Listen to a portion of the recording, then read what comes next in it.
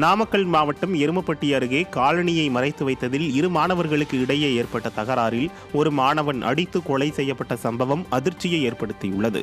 நாவல்பட்டி பகுதியைச் சேர்ந்த ரமேஷ் வாசுகி தம்பதியின் மகன் ஆகாஷ் வரகூர் அரசு மேல்நிலைப் பள்ளியில் 11ஆம் வகுப்பு பயின்று வந்தார். ஆசிரியர்கள் அனைவரும் ஆலோசனை கூட்டத்திற்காக சென்ற நிலையில் வகுப்பறையில் மாணவர்கள் மட்டும் தனியாக இருந்துள்ளனர். அப்போது ஆகாஷின் காலணியை மற்றொரு மாணவன் மறைத்து வைத்ததாக கூறப்படுகிறது. இதில் ஆகாஷுக்கும் அந்த மாணவனுக்கும் தகராறு ஏற்பட்ட நிலையில் அந்த மாணவன் தலையில் பலமாக தாக்கியதில் ஆகாஷ் பரிதாபமாக உயிரிழந்தார். ஆசிரியர்களின் அலட்சியத்தால் மாணவரின் உயிர் பறிபோனது வெளியே தெரியக்கூடாது என்பதற்காக ஆகாஷ் வலிப்பு ஏற்பட்டு உயிரிழந்ததாக ஆசிரியர்கள் பொய் சொல்லி வருவதாக ஆகாஷின் தாய் கண்ணீர் மல்க தெரிவித்துள்ளார். தவறுக்கு காரணமான ஆசிரியர்கள் மீது கடும் நடவடிக்கை எடுக்க வேண்டும் என அவர் வலியுறுத்தியுள்ளார். ஆம்புலன்ஸ்ல நாமக்கல் ஜிஹெச்சுக்கு வரும்போது தான் சொல்றாங்க, பசங்களாம் சேர்ந்து அடிச்சானுங்க. அடிச்சது வந்து அவனுக்கு அது மாதிரி ஆகிப்போச்சு. வாத்தியார் தான் போல கமானம் குறைவா கீழே இருந்திருக்காங்க. 2வது மணியில் அடிச்சுக்கிட்டு இந்த மாதிரி இறந்துருக்கான் அப்படின்னு ஸ்கூல்லேயே எல்லாம் நடந்து முடிஞ்சிருச்சு. இவங்க வெறுமாடியை தூக்கிக்கிட்டு எருமுட்டி வச்சு அலைய விட்டுட்டாங்க. அப்படி ஆகி போனதுனால இது மாதிரி ஆகிப்போச்சு.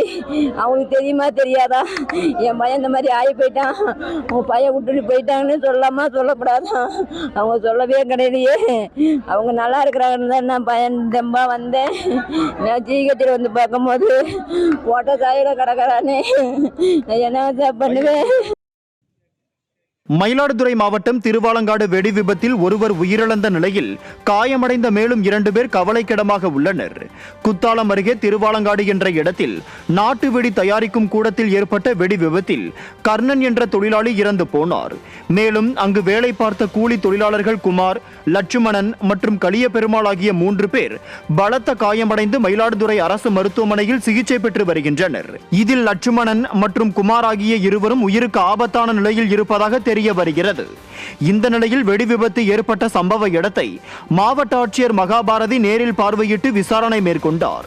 விடிய ஆட்சியில் விதிமுறைகள் மீறி வெடி தயாரிக்கும் கூடம் செயல்பட்டதாக புகார் எழுந்துள்ள நிலையில் அவர் விசாரணைக்கு பிறகு தெரியவரும் என மழுப்பலாக பதிலளித்தார். சென்னை சூளைமேட்டில் மாநகராட்சி பணிக்காக கட்டப்பட்ட தொட்டிகளால் வாகன ஓட்டிகளும் பொதுமக்களும் அவதியடைந்துள்ளனர். திருவள்ளுவர்புரம் முதல் தெருவில் சென்னை குடிநீர் வடிகால் வாரியம் பணிக்காக அமைக்கப்பட்ட பெரிய அளவிலான தொட்டியால் அவதிப்படுவதாக பகுதி மக்கள் தெரிவிக்கின்றனர். தொட்டிகளுக்குள்ளே இருக்கும் கழிவுநீரால் துர்நாற்றம் வீசுவதோடு கொசுக்கள் அதிகப்படியாக உற்பத்தியாவதால் நோய் தொற்று அதிகரிக்கும் வாய்ப்புள்ளதாக பொதுமக்கள் குற்றம் சாட்டுகின்றனர்.